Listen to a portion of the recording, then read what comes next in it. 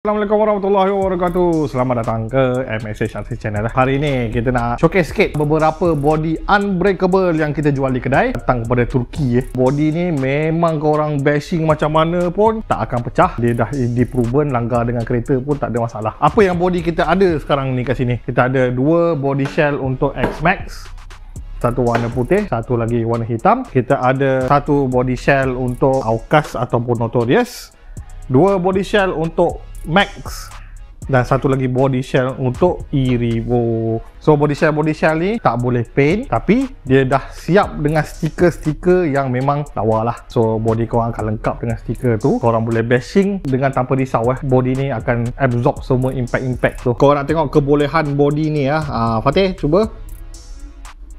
Yes.